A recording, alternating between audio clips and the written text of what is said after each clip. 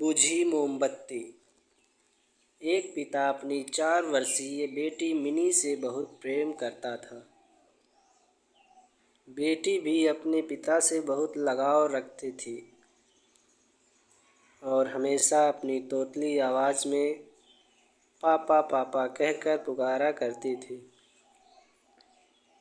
दिन अच्छे बीत रहे थे कि अचानक एक दिन मिनी को बहुत तेज़ बुखार हुआ। सभी घबरा गए।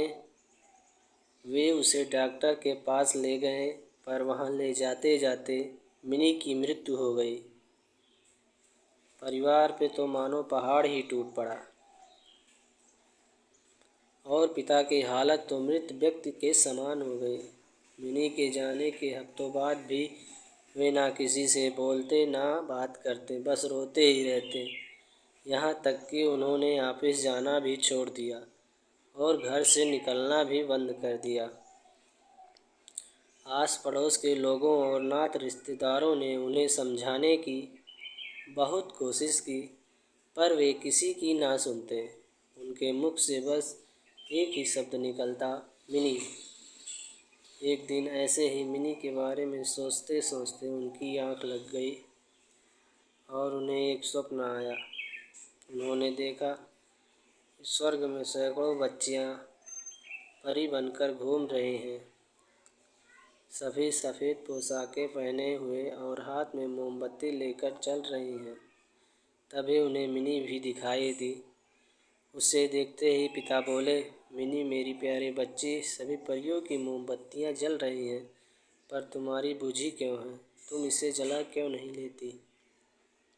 मिनी बोली, पापा मैं तो बार बार मोमबत्ती जलाती हूँ, पर आप इतना रोते हो कि आपके आंसुओं से मेरी मोमबत्ती बुझ जाती है।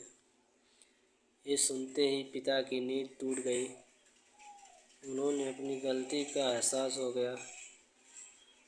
वे समझ गए कि उनके इस तरह दुखी रहने से उनकी बेटी भी खुश नहीं रह सकती और वह अपना सामान्य जीवन की तरफ बढ़ने लगे।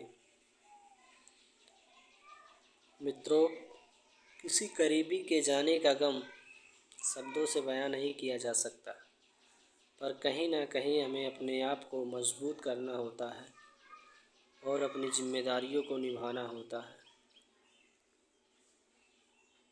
कहानी अच्छी लगे तो चैनल को सब्सक्राइब करें, लाइक करें, शेयर करें।